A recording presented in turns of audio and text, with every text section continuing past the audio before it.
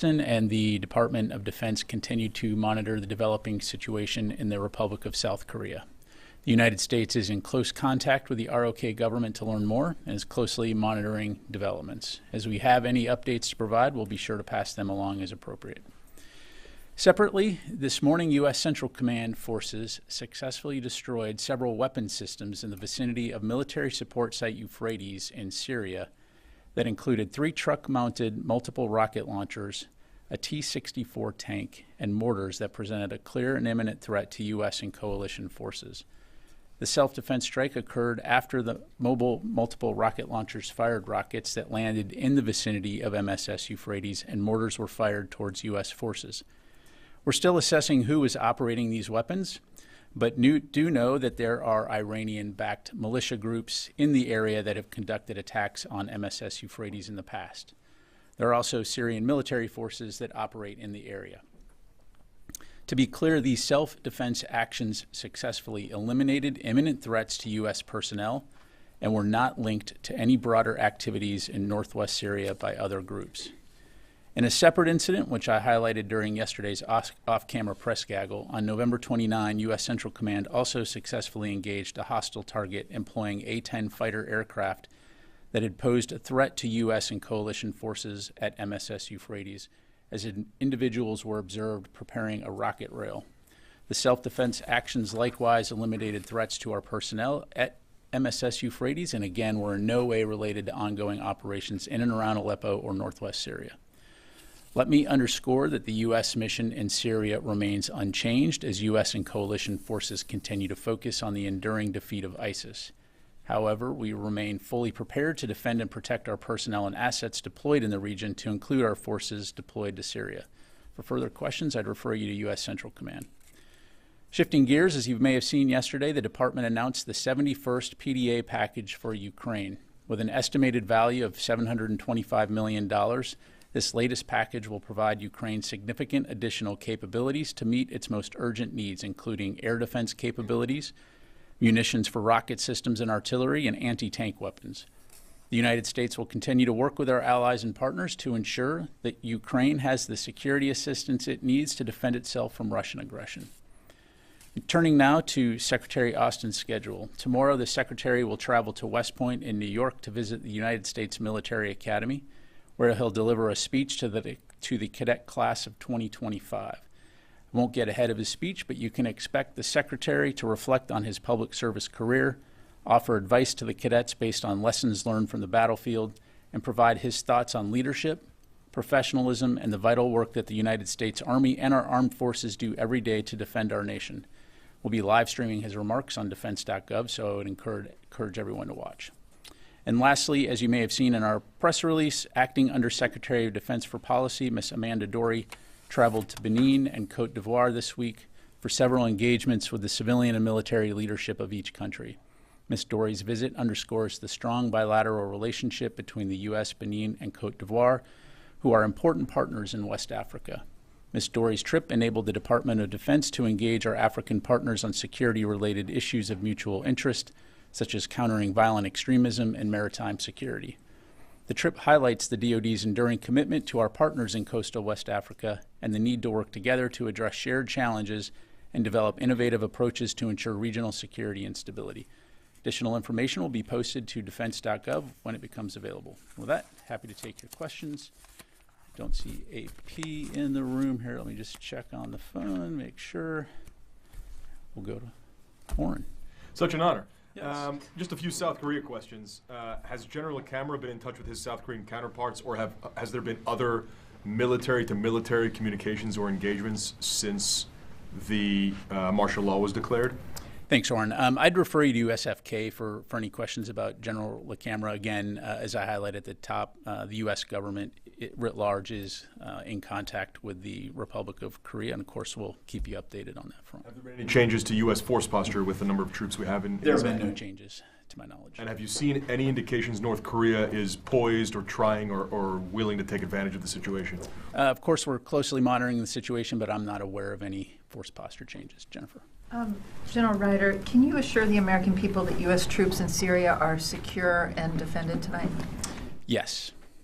And who do you think, can you explain a little bit more about the HTS?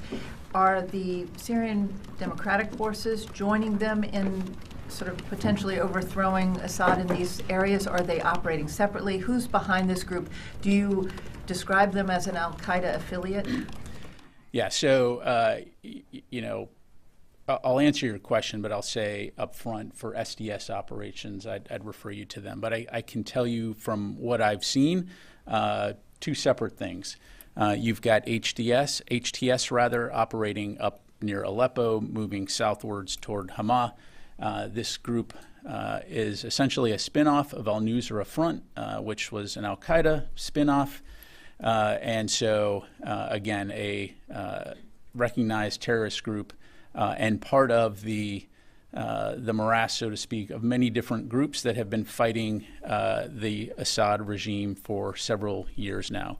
The SDF, of course, do have personnel that are up in that area of northwest Syria, but predominantly down in eastern and northeastern Syria. Our focus has been on working with the SDF as it relates to countering ISIS, and that continues to be our focus. Are you seeing Iranian-backed groups come across from Iraq? Are you concerned about, again, a flood of foreign fighters coming in from either Lebanon or Iraq? Jennifer, I haven't seen anything at this point to indicate anything large scale like that. I have seen some press reports speculating that's a potential.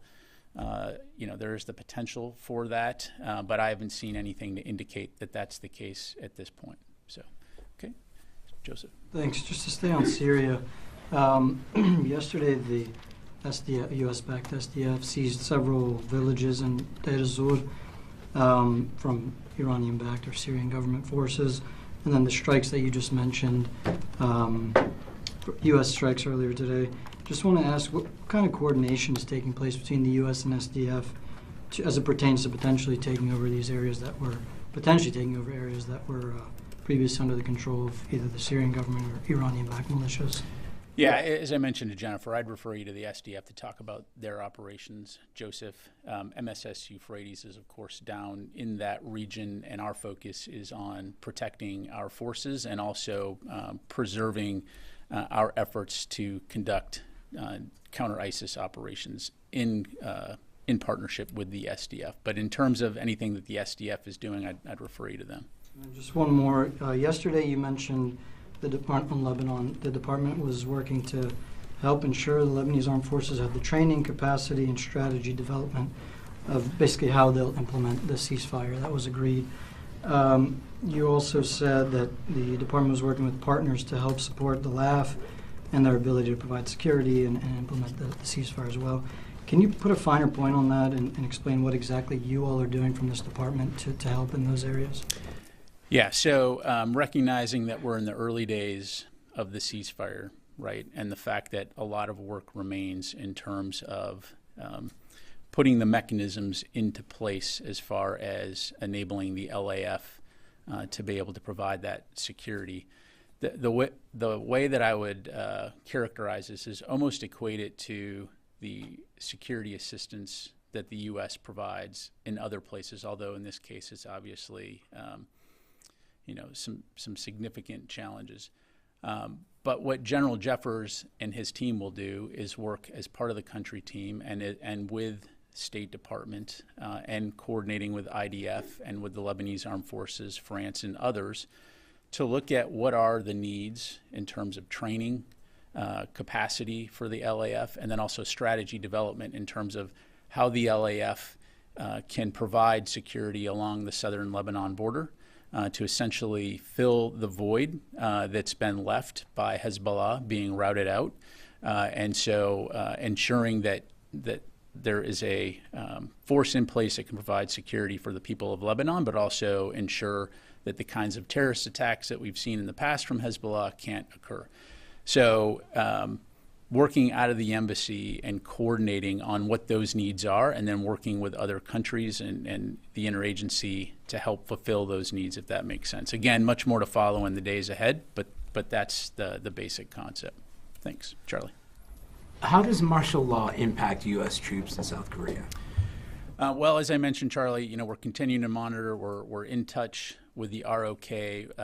Right now, there has been essentially no impact on U.S. forces. But again, we'll continue to monitor and we'll keep you updated. Are they hunkering down? Has leave been canceled? I mean, if we've got Army vehicles on the streets, it's going to affect U.S. forces. Yeah, so I'd refer you to U.S. Forces Korea for much more information. But my understanding is no, they're not. They've not been put under any type of curfew. But obviously, in any of these kinds of situations, you want to make sure that you're paying attention, that you're checking in with your unit, making sure that there's accountability. But I'm not aware at this point of any significant impact. But again, we'll continue to monitor. Thank you. Can I ask you a question, too, about what's happening in Syria? You mentioned an A-10 was used in the previous strikes. There has been video of an A-10, apparently, reportedly from today. Can you agree with the video, or just that an A-10 was used in these strikes as well? Yeah, so Charlie, I don't have anything on the latest strikes that I talked about in terms of the aircraft. I can look into that. But I think there's been a lot of misreporting out there in terms of, A-10s and what it was doing and what it wasn't doing. And as I highlighted on November 29, A-10 aircraft were used in this self-defense strike to take out a target, some individuals that were building a rocket rail to threaten MSS Euphrates. And so, those are the facts. Again, not related to what's going on in northwestern Syria. This was self-defense to protect our forces. Thanks.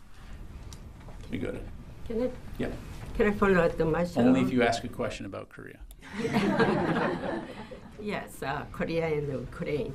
South Korean President Yoon Suk-yeol declared martial law to prevent the destruction of liberal democracy. Does the United States support the declaration of martial law in South Korea? Well, again, we're going to continue to monitor the situation, Janie. Our commitment to the alliance and the defense of the Republic of Korea is ironclad. But again, we'll continue to monitor, keep you updated regarding any updates on our end. In the meantime, as it relates to any type of bilateral discussions in that regard, I'd refer you to State Department. The Ukraine issues. The Ukrainian defense minister visited South Korea recently and requested armed support from South Korea, but it is not yet clear whether South Korea will accept the request. President-elect Trump has said that the new administration will end the war in Ukraine next year. Do you still think that Ukraine needs weapons aid? So, answering your question, look, the bottom line is that Russian aggression still poses a threat to Ukrainian sovereignty. The Ukrainians have demonstrated and expressed the will to continue to fight. And as Secretary Austin has said many times, Ukraine matters, not only to European security, but to U.S. and international security. So we will continue to consult with our Ukrainian partners. We'll continue to consult with our allies and partners around the world. And as in terms of what Ukraine needs to defend itself. And so we will continue to support them in their fight. Thank you. Louis. If you could bear with me, very short questions. We're kind of rapid fire here. Rapid fire round. Are there any plans for Secretary of Defense Austin to contact South Korean Defense Minister Kim? I don't have anything to read out right now or announce in terms of phone calls, but certainly if that happens, we'll keep you updated. When you talked about the ironclad commitment, was there a notification on the part of the South Korean military to the U.S. military, U.S. Forces Korea, that their forces might be engaged in some kind of enforcement of martial law? Louis, to my knowledge, the U.S. was not notified in advance of this announcement. And when we talk about notifications as well in Syria, has the Syrian Democratic Forces, have they notified the U.S. of their plans with regards to the scenario that's playing out right now in Syria? Look, we obviously consult closely with the SDF. Our focus in working with the SDF, of course, is the counter-ISIS mission, the enduring defeat of ISIS. And I'll just leave it there. The Ronald Reagan Foundation and Institute has publicly announced that Secretary Austin is receiving an award and is giving a keynote address in Simi Valley this Saturday. Can you confirm that that's actually the case? The Secretary will be giving a speech on Friday. On Thursday, we'll have much more to talk about in terms of the trip. But yes, I mean, he will be traveling to Simi Valley to speak at the Reagan National Defense Forum. But we'll have much more information to provide you on Saturday. So we'll have much more to provide on that in the very near future. All right, let me go to my Turkish colleagues here. Yes, sir. Thank you very much, General. Congratulations, by the way, Thank you. on the birth of your son. Yes. Awesome. Congratulations. Thank you very much, General. Regarding the developments in Syria, the administration has made it very clear that you're going to be protecting your personnel and your military sites. When it comes to the SDF, right now in northwestern Syria and also in other parts, a lot of groups are shooting at each other.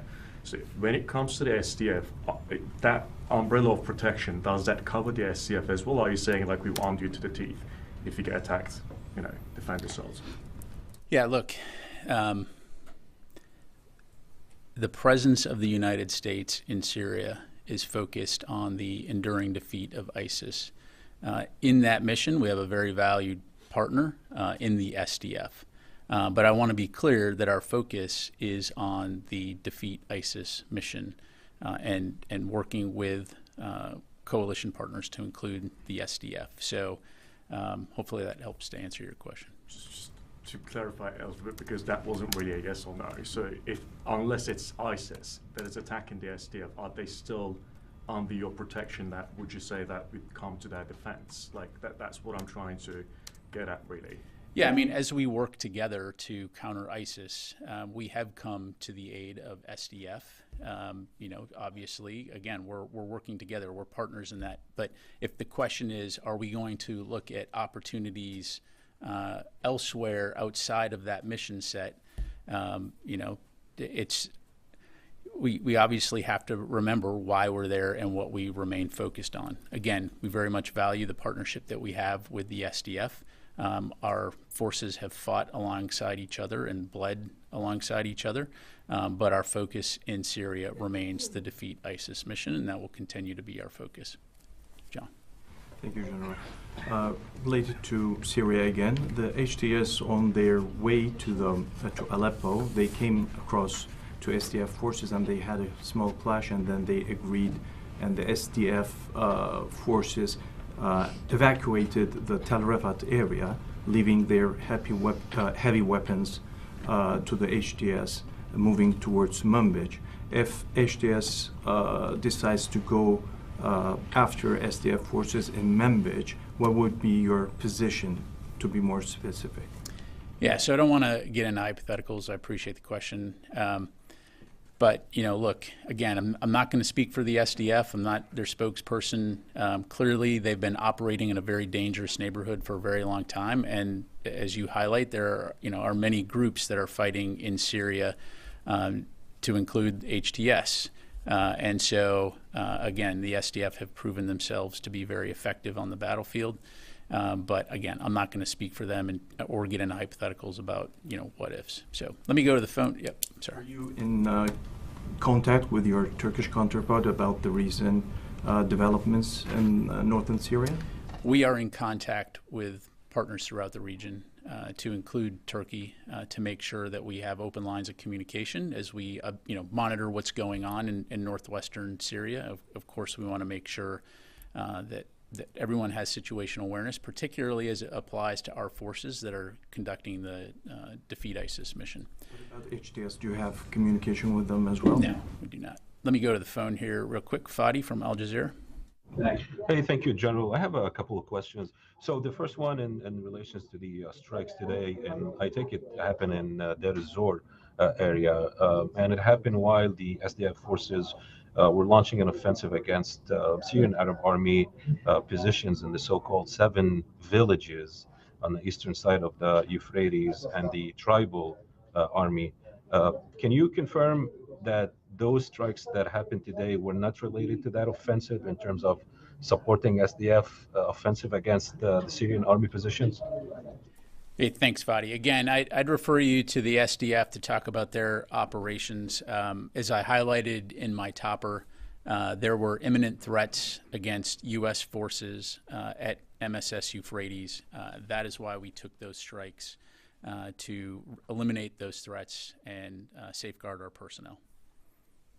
But did you receive requests from the SDF to support their offensive against the Syrian army or the tribal army in the region? Again, I'd refer you to SDF to talk about their operations. The United States military is in Syria to conduct the Defeat ISIS mission. And one question about Lebanon, if I may, General. So yesterday, Israel targeted 30 different targets throughout Lebanon. Today, again, we saw more actions in the Shib'a region and South Lebanon, in addition to demolition in different areas, including Marun al-Ras of civilian infrastructure taken by the Israeli military. How confident are you that these actions taken by Israel are not threatening the fragile ceasefire that it seems so far in Lebanon? Thank you. Yeah, thanks, Fadi. So the United States has been in close touch with senior officials from both Israel and Lebanon. Both have reiterated their commitment to upholding the ceasefire that went into effect on November 26. Again, we've seen these episodic incidents on both sides of the border, but assess that the ceasefire continues to hold. And we'll continue to work towards that end from our standpoint. Thank you. Let me go to Jeff Schogel, Task and Purpose. Thank you. Regarding the November 29th 810 strike, was this the first time in a while that 810s have done a CAS mission in Iraq or Syria? Do you have any type of battle damage assessment of how many fighters may have been killed? And is it unusual that the 810s were called in for this mission? Thank you.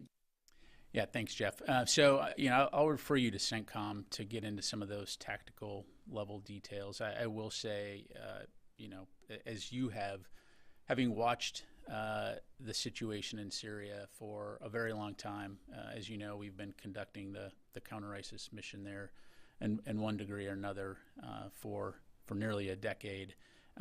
A-10s have been employed in the past to support U.S. forces and help protect U.S. forces. So that in and of itself is not something new. Okay, let me go to Tari. You're here now. All right, welcome. You missed your opportunity to get the first question, but Orrin stepped in for you. Varying it up for you. All right. All right, so one on Korea. Were the initial communications between the U.S. and Korea done through mill-to-mill ties and connections instead of through State Department channels? I know that there wasn't a prior notification, but did you get the first assessment of what was going on through those connections that you've made, the longstanding ties with the Korean military? Yeah, I don't have any more granularity to provide from the podium here, Tara. Again, the U.S. government is in contact, and as we have more details to provide, I'll be sure to let you know. But in contact, I mean, has there been any mill-to-mill communication at this point? Yes. Okay. But I'm not going to go into specifics on who and when at this point. But again, we're in contact, and I'll just leave it there. Okay, and then on Syria with the A-10s, were they selected at this point because Russia has largely pulled most of its air defenses and some of its more sophisticated weapon systems out of Syria because they've pushed it forward to Ukraine?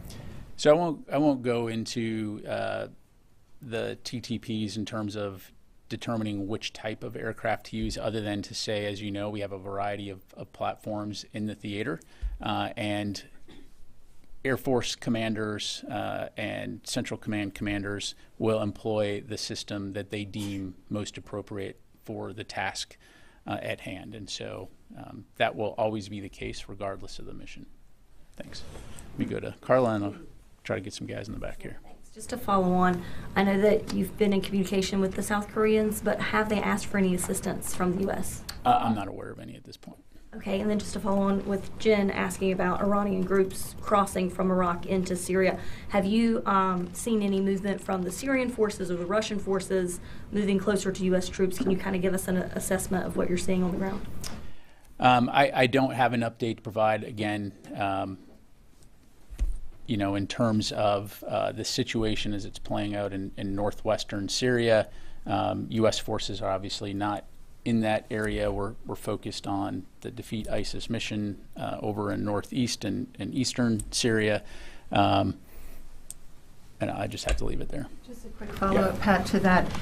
Why was the hotline used to call Russian counterparts on Monday? Was there a close call? What was the reason for it? No, I mean, as we have operated in this space now for almost a decade, recognizing the fact that Russia does conduct operations in Syria as well in support of the Assad regime, it was deemed appropriate years ago to open this hotline. And so as you see the activities that are occurring in northwestern Syria, making sure that there's an open line of communication to prevent potential miscalculation of our forces that could be operating in close proximity. Traditionally that has been air operations, just given the time and space and speed at which aircraft operate, but a prudent measure to ensure that we prevent any type of miscalculation. And where's President Assad right now?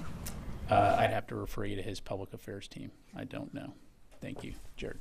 So the battle damage assessment in eastern Syria and the self-defense strike near mission support site Euphrates. How did the U.S. know what munitions and weapons were destroyed in this? Were there U.S. forces on the ground? Did they go near the village of Qashm outside the base there? Jared, again, we have a variety of means. These threats were in the proximity of MSS Euphrates, and so I'll just leave it there. Did the OIR commander tap the deconfliction line and speak with the Russians about these strikes or operations in this area, either by the U.S. or the partner forces? I'd have to refer you to CENTCOM on that. Chris. Thanks, Pat. There were a number of drone incursions over U.S. bases in England over the past 10 days or so. Has the Pentagon determined who is responsible for those actions? As I understand it, Chris, it's still under review. Of course, working with the UK authorities on that. To my knowledge, there has not been another drone incursion since 26 November. So again, we'll continue to look into this. Did the U.S. military take any additional force protection measures? Nothing beyond what we've talked about before. Again, no real operational impact on our forces. It's something we take seriously, and we're working with our UK counterparts to look into. Thanks. Take a few more. Yes, sir. Thank you, General. 2 questions. Multiple human abuses have been reported and carried out by the HTS and SNA. Are you in a position to take any action against these groups? Well, look, the U.S. Presence in Syria is focused on the Defeat ISIS mission. I can't be any more clear than that. We certainly are aware that HTS is a terrorist group, but the United States is not actively involved, nor do we seek to actively get involved in the civil war that has been occurring in Syria for years. And I'll just leave it there. And lastly, how do you look at the statement by the Iraqi government showing support for for Syrian regime? I'm sorry, can you say that again? How do you look at the statement by the Iraqi government showing support for Assad regime? I'll let the Iraqi government speak for itself. Howard Altman, Warzone. Thanks, Pat. I wanted to drill down a little bit on the strike in eastern Syria. I was told it was in support of SDF offensive against ISIS. Is that true? Is that not true? Yeah, thanks, Howard. I just answered that question. U.S. forces were threatened, and so U.S. forces took action to eliminate that threat and safeguard our forces. Thank you. Go back to the room here. Yes, sir. Thank you, General. According to New York Times, the IDF have established at least 19 major military bases and multiple smaller facilities throughout the Gaza Strip. This military build-up what's come after destroying over 600 buildings inside Gaza. So, first of all, have you seen these reports? Do you confirm that? Have you been notified by the IDF about these bases? And do you believe there is a shifting with the Gaza situation, that Gaza will be occupied for a long time by the IDF?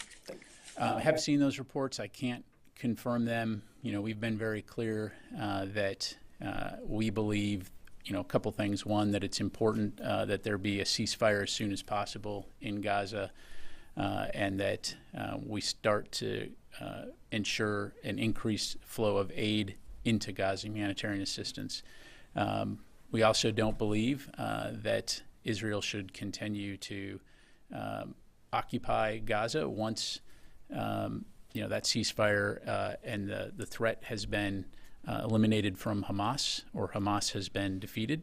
But again, we'll continue to consult with our Israeli partners on that front. But the most important thing is getting to a ceasefire, the release of the hostages, and ending this terrible conflict. Thank you. Ma'am. Thank you. Can you tell us anything on regional powers supporting Tahrir al-Sham in Syria, whether Gulf states or any neighbor of Syria? I really can't, and as a Department of Defense spokesperson, it's not my place to kind of provide a briefing on the Syrian civil war, other than, again, obviously we're monitoring closely. But okay. Last question, Ro. Thank you. I have a follow-up on South Korea. The Biden administration has strengthened cooperation with South Korea and Japan. So to what extent are you concerned that instability in South Korea could impact the trilateral cooperation and the security in East Asia? Well, look, as I highlighted earlier, first of all, our commitment to the alliance and the defense of the ROK is ironclad. We're going to continue to consult with ROK and see how things develop. I just won't have more on that front. Certainly, the advances that have been made in terms of the trilateral relationship between ROK, Japan, and the U.S. Is very important and something that will continue to be important to us. All right. Thanks very much, everybody. Appreciate it.